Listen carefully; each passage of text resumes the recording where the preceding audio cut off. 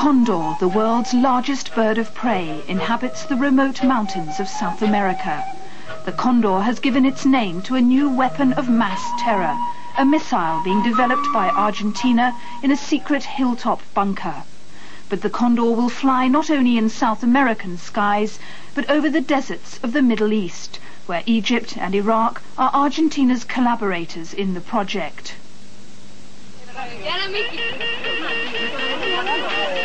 Here, a chemical attack is Israel's nightmare.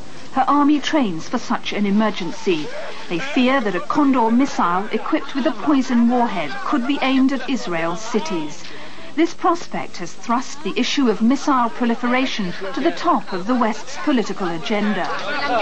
The acquisition of the ballistic missile capability is on the march, and therefore there is more attention being paid to this. It's probably one of the reasons that we're having this interview right now. There is much more of an interest in the acquisition of this ballistic missile capability by countries that didn't have it before. And then you take not just the ballistic missile capability, but add a chemical warhead to that. And the two, unfortunately, are beginning to merge. And by having a chemical capability on the top of a ballistic missile, you have real problems and a potential for real destabilization regionally as well as globally. This is the story of a top-secret missile named the Condor, a weapon which could revolutionize warfare here in the Middle East, where two countries, Iraq and Egypt, are building this missile.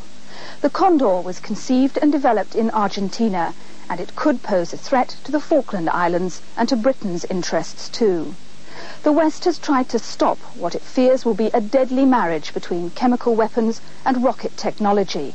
But the Condor is well down the road towards completion, thanks to European companies and European scientists prepared to risk the consequences of selling their expertise to build this missile.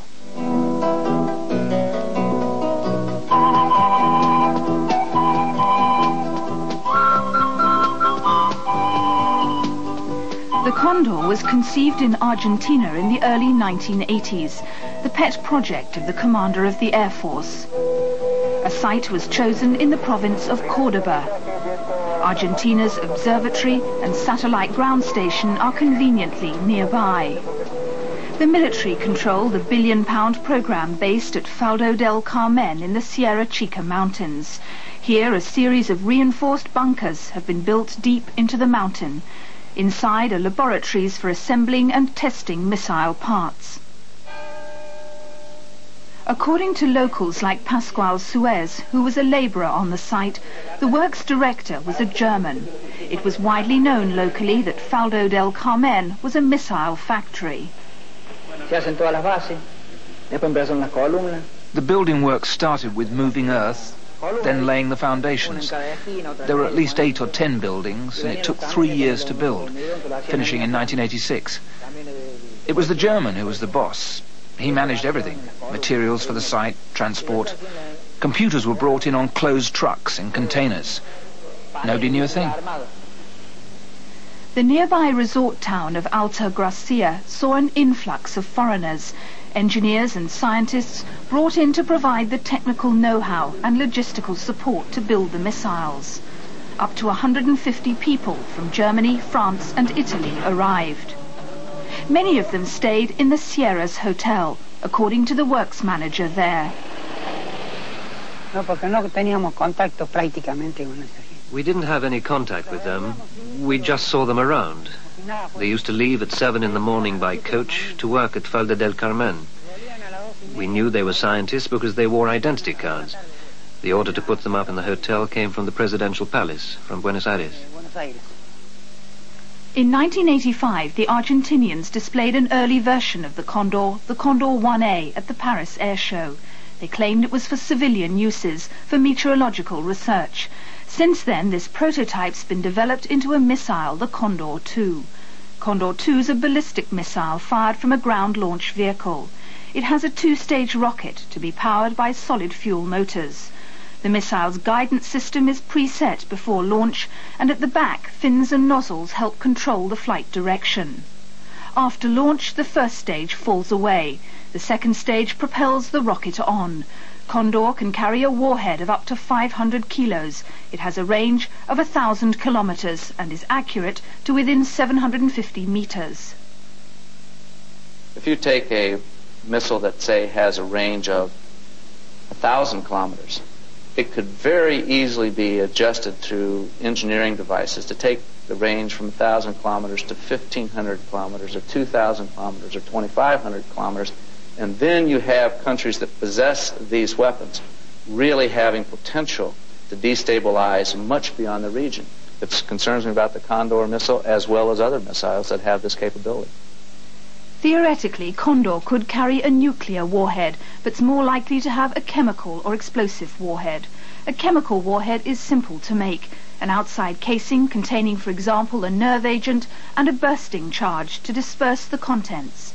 But Argentina is developing a high explosive, a state-of-the-art conventional warhead for Condor. As the missile nears its target, fuel explodes, creating temperatures of 2,000 degrees, suffocating people on the ground. Submunitions, small bomblets spray out, devastating strategic installations. Such a warhead might be aimed at Port Stanley or the Falklands runway. We have to consider that it might be used against the Falklands, though it would be a very stupid weapon with which to pursue a claim to the Falklands. But it's again another example in a region which isn't inherently stable of something that may start up a dangerous arms race which may lead who knows where. It has two other aspects which are worrying. First, that it might get sold into other markets around the world because all these countries are short of real money, and they'll potentially, there's a danger of them selling it to anybody who can pay. And second, according to the Argentinian press, the partners, Egypt and Iraq, are Middle Eastern partners, and that is, of all regions, the region where it's easiest to imagine a scenario where the introduction of medium-range rocketry leads pretty swiftly to war.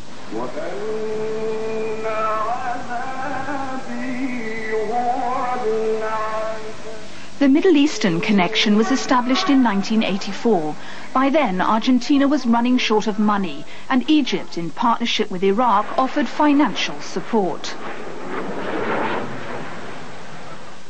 Abu Ghazala, Egypt's defense minister and a man committed to the expansion of his country's armaments industry, sent a delegation to Buenos Aires to negotiate a deal.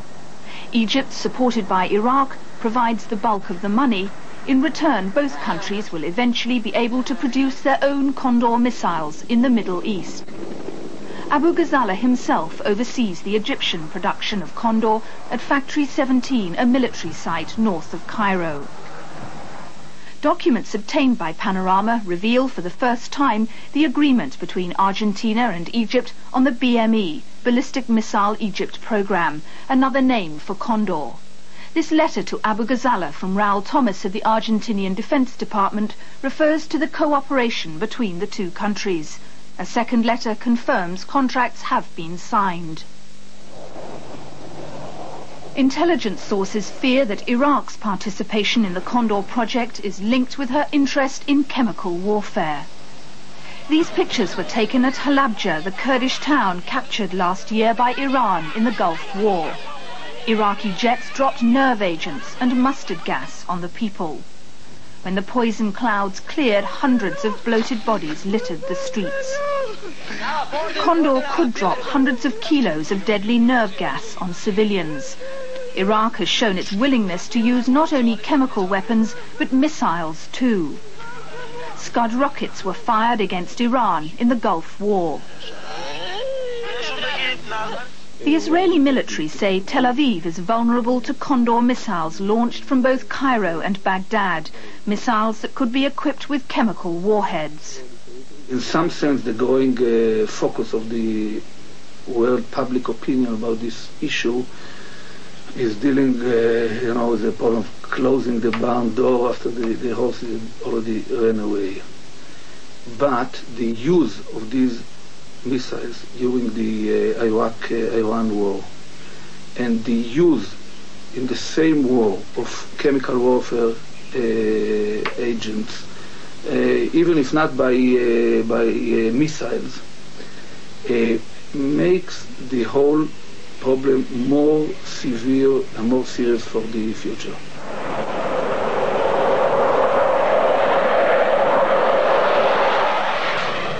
Until now, the Israeli Air Force has reigned supreme in the skies of the Middle East, but Condor could change that. The missile flies 7 times faster than a jet fighter.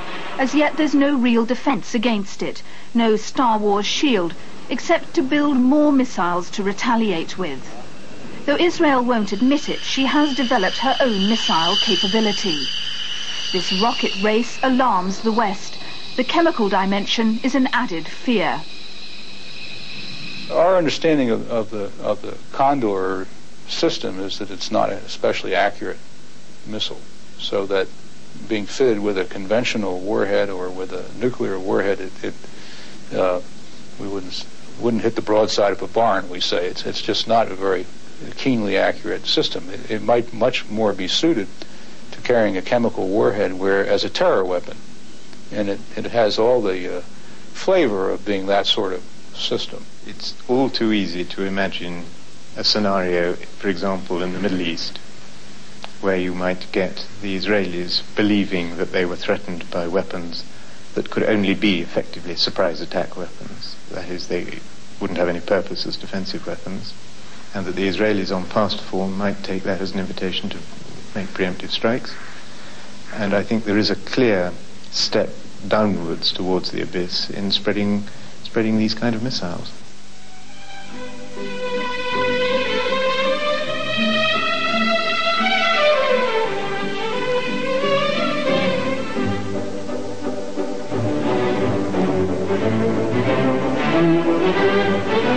The Condor story begins in 1980 on the shores of a Swiss lake. This is Zug, a peaceful canton which owes its prosperity to discreet Swiss banking. From here, a group of companies affiliated to the German conglomerate Bohlen Industries provided technology for the Condor project. Outside a large house above the lake, signboards proclaim the home of Consen SA, its sister company IFAT, and subsidiary Desintec. Consen's staff are somewhat shy of publicity. Excuse me, I wonder if you can give me any information about this company, Consen. I can't give you any information, I'm sorry. Consen's headquarters in Zug are at the heart of a network of companies set up to service the Condor project. Companies in Argentina, Germany, Monaco, Austria, Jersey, even one in England. For 7 years now, intelligence agencies in Britain, America and Israel have been trying to piece together the jigsaw of the Consen connections, to find out exactly how Western missile technology is being diverted to build the Condor. Opposite Consen's office lives the man behind the company, Helmut Reiser, a German engineer. He was at home when we tried to ask him about Condor. He didn't seem keen to speak to us either. Mr. Reiser has extensive contacts in Argentina. He set up the original Condor deal. Intelligence sources call Reiser and his colleagues techno-mercenaries, men willing to sell their expertise for the highest price. They're obeying the oldest commandment in the arms market, which is that if you don't sell, somebody else will. If there's money to be made, I might as well be the one to make it. That's the general attitude. And clearly that's what was happening here. In all their public statements, the individuals who are supposed to be involved have always said that what they do with the missile isn't our business. In the letters confirming the cooperation between Egypt and Argentina on the Condor missile deal, IFAT, Consen's sister company, is named as general contractor. Around 1984, the Argentine program became fairly well known in missile circles, and the foreign engineers that were most heavily involved, apparently from West Germany, began to bring the two countries, Egypt and Argentina, together. In the one, they had a client who wanted to build a missile, and in the other, they had a nation without the technology but who wanted to buy. And the Germans seem to have been the key brokers there, although both governments clearly were very interested themselves. By the mid-1980s, the Washington administration and its Western allies realized they no longer controlled what had been an exclusive missile club. Alarmed about Third World missile proliferation and concerned at the part played by European companies in transferring technology, they decided to act. In 1985, the United States administration persuaded Western governments to lay down informal guidelines to stop the spread of missile technology to third world countries. And in April 1987, President Reagan announced that 7 industrialized nations, including the USA, Britain, Germany and Italy, had signed a formal missile technology control regime. The MTCR, as it's called, requires its signatories to impose export controls on the technology needed for missiles. It was intended to stop countries like Argentina from developing projects like the Condor. The MTCR may have slowed such programs down, but it hasn't stopped them. It is a good faith effort to move forward and say, how can we deal with this in a collective way? I can say this, that if we did not have the missile control regime, the situation would be far worse than it is today. The situation has gotten worse in a sense, but it would have gotten much worse if we did not have this regime that is seriously looking at the problem, offering remedies. Until recently, Dr. Steve Bryan headed the Pentagon department which polices the transfer of missile technology. An impossible task, he says. Each country has different export restrictions, and existing laws can't prevent the transfer of knowledge or restrict the movement of individuals. I'm not clear in my own mind the degree to which we in the West are really serious about controlling missile technology. I think we're serious about trying to convince the public that we're controlling missile technology, but if we want to be serious, we sure are doing it the wrong way in terms of implementing a regime that can work. The missile technology agreement is a promise without institutions. It's a promise without laws, and it's unenforceable. The countries developing Condor and the techno-mercenaries of the Consen group were determined to get round the new rules. Last summer, California was the scene of a daring attempt to smuggle missile components out under the noses of the US authorities. March the 19th, 1988, American Airlines Flight 123 arrives at Sacramento. Amongst the passengers was an Egyptian, Colonel Al-Gamal. He was met by Abdelkader Helmi, an Egyptian scientist living in California. Unknown to them, they were being followed by customs agents. Helmi drove his guest to a local motel, the La Quinta Inn.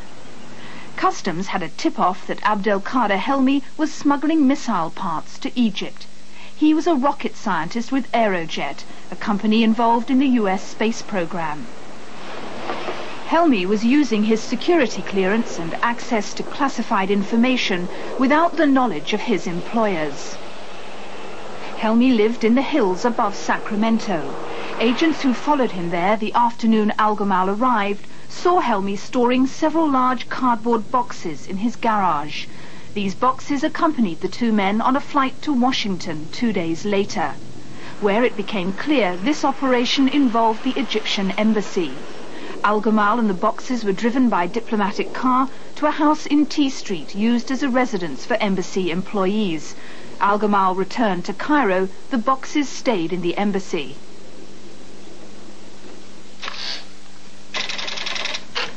A court order allowed customs to tap Helmi's phone.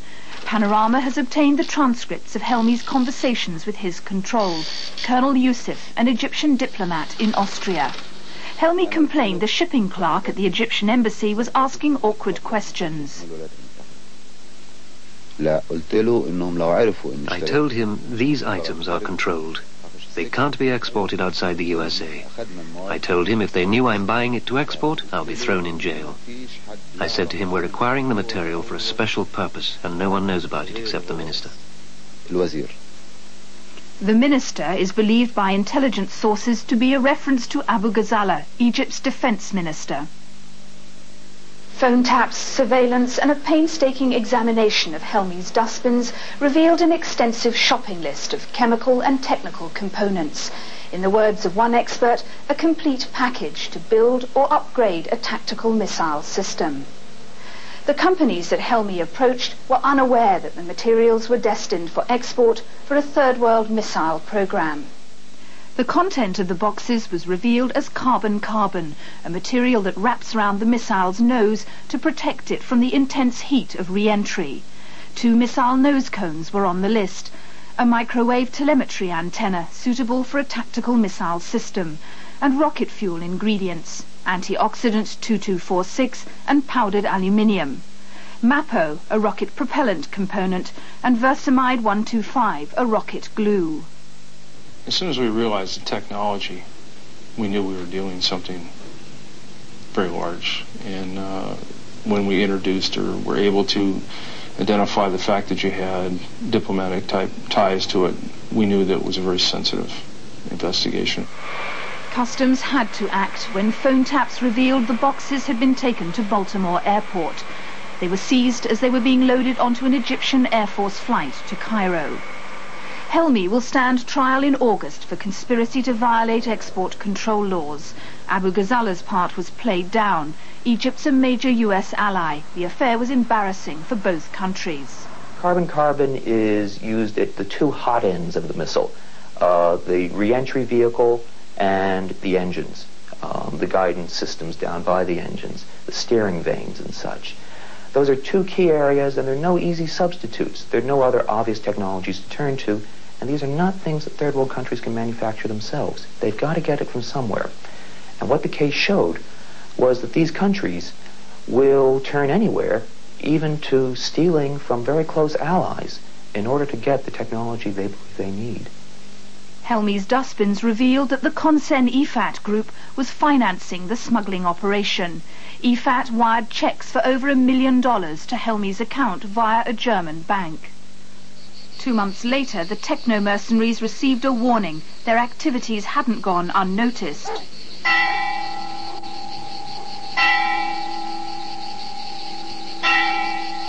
"3 a.m. on May the 8th, 1988. The square in Sperased, a village in the south of France. A Peugeot car belonging to Eckhard Schrotz, a wealthy German living here. A powerful bomb destroyed the Peugeot.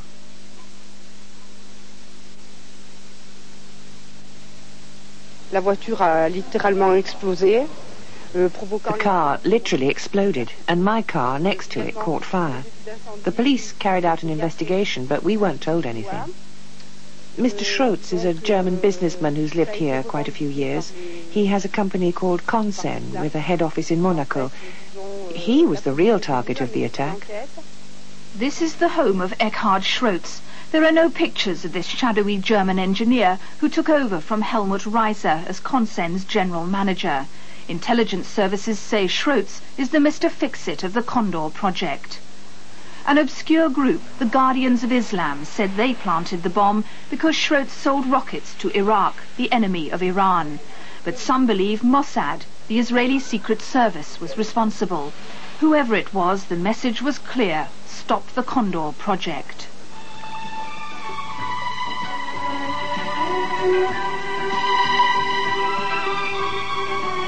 The bombers knew that Schrotz was channeling technology through a second Consen office in Monaco, the tiny but wealthy principality where no one inquires too closely into a company's dealings. Schrotz entertained engineers and military officers from Argentina and from Egypt at the Beach Plaza Hotel. Condor clients prepared to pay many times the going rate for missile technology. Today, Mr. Schrotz spends his time behind the walls of his villa in Sperased, protected by cameras and electronic gates, and by local gendarmes who've advised him not to talk to journalists. Visitors are threatened with arrest. Mr. Schrotz is a frightened man. So too is his caretaker, the man who normally drove the Peugeot. Listen, when you see your car burning in the middle of the night, it has an effect on you. I can't say anything because I don't want it to happen again. I've got nothing to do with it. I'm not involved in all this. I'm just the man's chauffeur. It's dangerous to stir all this up again.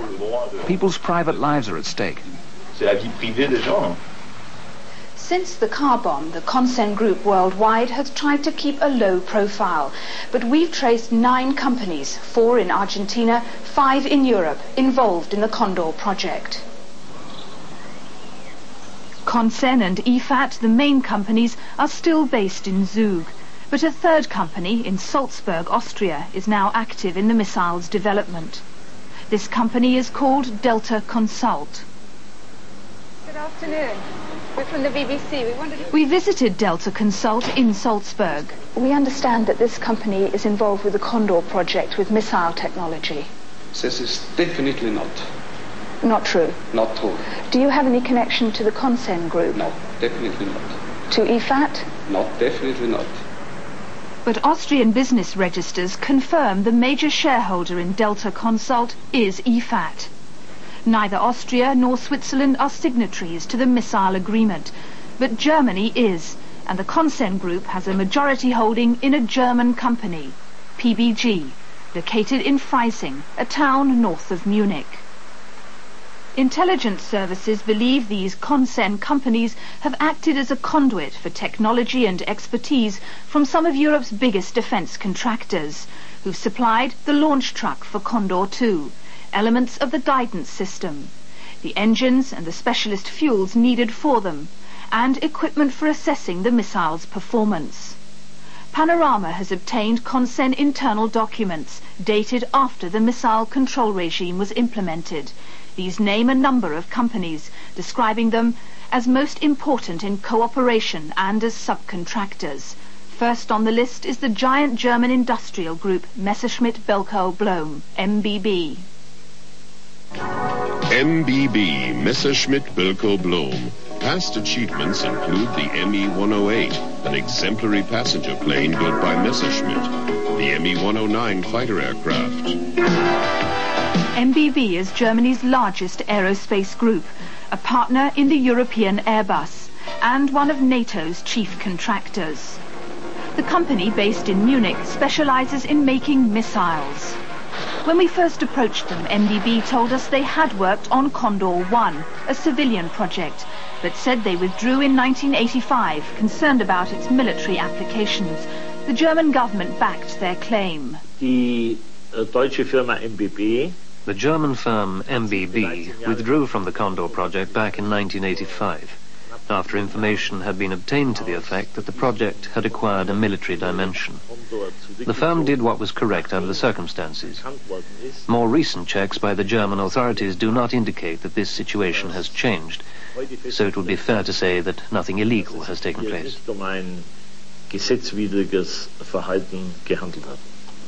But despite German assurances, the Israeli government, for one, believe MBB has not severed all its links with Condor. We do know that Messerschmitt Bölkow Blohm, the MBB, West German firm, is the overall responsible for the overall planning of the project and for various systems in it. Do you have evidence that MBB has been involved in the Condor project? I have no evidence here in this room, but it is well known. I'm sure that every intelligence service in the Western world might find the evidence very easily. MBB dispute this accusation of continuing involvement in the Condor project. But Panorama understands the part they've played is more significant than they're prepared to admit. One of the company's divisions, MBB Transtechnica, specializes in missile programs and technology transfer. It provides rocket testing laboratories and specialist engineers. To begin with, Transtechnica worked openly on Condor. But even after MBB say they began to pull out of the project, sources in the company say this division continued work in Argentina without the MBB chairman's knowledge. Transtechnica delivered a laboratory for measuring the missile's ballistic curve and worked on Condor's warhead. This is the high-security Munich home of the elusive Adolf Hammer, former MBB head of military research, responsible for Transtechnica's Condor work. The man MBB sources say continued to work on Condor in Argentina. Hammer's now a director of IFAT, and works from Delta Consult's Salzburg office. MBB have banned him from their premises, but intelligence sources say he maintains links with his old colleagues inside MBB, who are still working on Middle Eastern missile projects. MBB management have refused to be interviewed. They've given us a short statement, admitting now that the company carried out a feasibility study for Condor 2, a military project, as late as 1987. They say they withdrew when they became suspicious about how Argentina intended to use the Condor 2. However, MBB have admitted to us that they are still supplying parts for a missile research laboratory in Iraq, a laboratory due to go into operation this summer. They say that obtaining the necessary export licenses was not MBB's responsibility, and that no German regulations were broken. The Iraq Missile Laboratory MBB is involved in is near the town of Mosul. This top-secret site is called SAD-16. These pictures were taken secretly at SAD-16. Iraq claims the project's a civilian one, but Western agencies say it's a research laboratory for Condor and other missiles. This plan of SAD-16 shows launch pads, wind tunnels, a hangar for prototypes and chemical laboratories. The building work, begun in 1983, was supervised by a German company, Gildemeister Projector. Panorama has obtained a copy of the contract for SAD-16. In it, the Iraqi government confirms Gildemeister and its partner, MBB, will provide technical assistance in research and development. Attached is a detailed list of laboratory equipment, which experts say could be applied to missile research and production. Gildemeister say they obtained government clearance for what they believe to be a civilian project, yet MBB and Gildemeister are supplying apparatus including equipment for studying aerodynamics, fuel production, the flight path of missiles, antennas and microwaves. Back in Germany, MBB kept the SAD-16 contract secret, even from some members of the board like Klaus Merens, the representative of IG Metall, the metalworkers' trades union. He heard rumours MBB had supplied rocket laboratories to Iraq and to Egypt.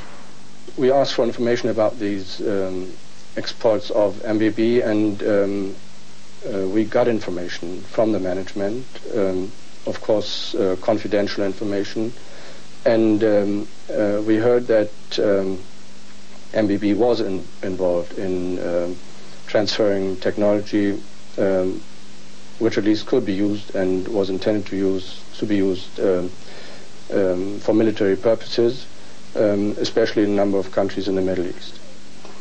And what did MBB say was the reason that they were still involved in this trade after Germany had signed a missile technology control regime? Well, concerning these countries in the Middle East, they said that this again went back into the past and was not under responsibility of the present management, and they themselves felt concerned about that. They would like to move out of this business, but were not able because of obligations they had according to the treaties they signed. So the contracts are still ongoing? It seems they are. I think we're going to have more information in the very near future, but it seems that the contracts are still valid and still going, yeah. Why don't they cancel those contracts? Well, again, we were told that this would cost the company a large amount of money, and for this reason it's not possible to withdraw from these contracts immediately. The German Export Bureau polices the transfer of military technology, including that covered by the missile agreement. December's revelations that German companies were involved in a Libyan chemical weapons plant at Rabta caused this office and the government acute embarrassment. A note on a computer reminds them of that. The government says checks are tighter now, penalties tougher. With missile components, staff check export applications against equipment controlled under the MTCR agreement. But a missile consists of hundreds of parts, many with civilian as well as military uses. This office depends on companies telling them what the parts going to places like SAD-16 are intended for. Do you think the government knows of MBB's involvement? If so, why hasn't it acted sooner? It has become clear that the instruments of control that the government uses are not very effective.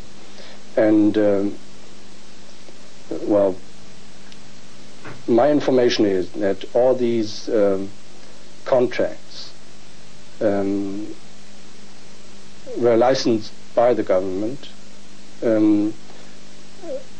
I don't know if the information the government received from MBB were well, detailed enough to make the right judgment, but I don't think that anything they transferred to those countries was really illegal.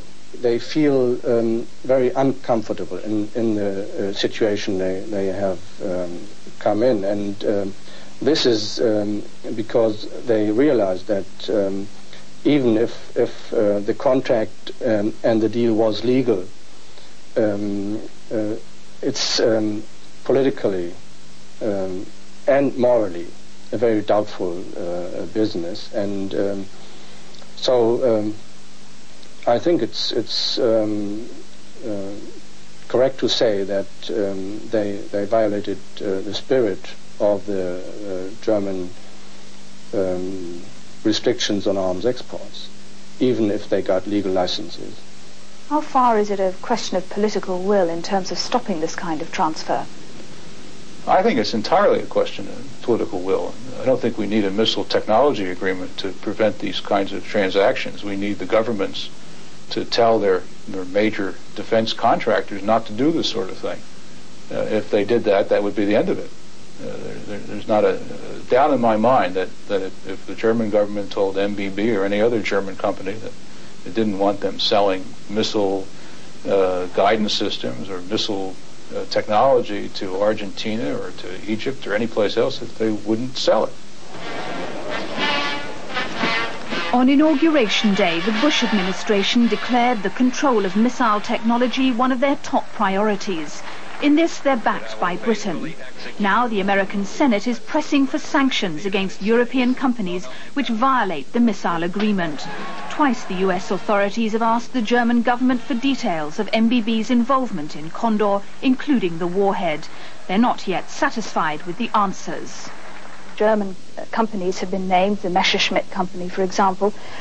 Are you, the US, prepared to pressure the German government to do something about that? We are very sensitive and very informed on this particular issue.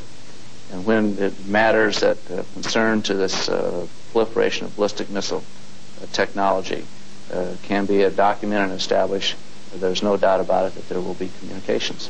I can certainly appreciate any country that wants to advance exports, but to advance exports that, in fact, that are going to come back and to be detrimental to that country is really counterproductive to their national security interests. Not only the national security interests of that particular country, but the national security interests of the entire West. Well, it must be for the German government to take action. I think the German government and a number of other governments are taking all this now very seriously, so I have some reasonable hopes of that. We discuss with our partners in the MTCR regime such information as we have, but it must be for the individual governments concerned to deal with their own companies. Do you think that the German government has failed to take a tough enough line so far? Well, I think there were questions certainly put by the Americans before the Raptor affair, but I have to say that I think the German government is now taking these matters very much more seriously. The net is closing on the German Condor connection. Last Friday, 35 customs agents on the orders of the Munich Prosecutor's Department raided 2 MBB offices in Munich and Schrobenhausen and 7 other locations. They're now investigating the Condor and other missile projects.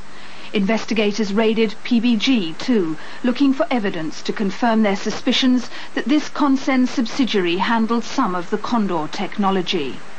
And last month, Gildemeister was raided. Inquiries into its role in the Saad-16 Iraqi project continue. It's a critical time for MBB, which has been losing money. A lifeline's been offered in the form of a proposed merger with Daimler-Benz. The investigation is bound to affect that. The government now acknowledge that MBB may have been involved in Condor later than '85, but till the investigation's complete, officials stand by what they told us before the raid. According to our information, MBB does comply with the regulations. If it didn't, enormous damage would be done to the firm's reputation, and I wouldn't know anyone in the firm who would take such a risk. I can declare my trust in MBB, and I'd be pleased if other Western governments were in a position to say the same thing about their own firms under similar circumstances. 3, 2, 1, fire! The superpowers are destroying their missiles, but the Third World is intent on acquiring these tickets to political and military status. The Condor, with its chemical warfare potential, is the beginning of a new generation of terror weapons. Thanks to European engineers, the Condor 2 prototype will fly in the next year. Then it will be for sale, and the West cannot control who will buy it. A weapons technology that used to be the monopoly of a few great powers has become something for any country with the money and the inclination. Now there are about 25 third world countries trying to get exactly the same capabilities. And when they have that capability, the international balance of power will shift, and it'll shift forever.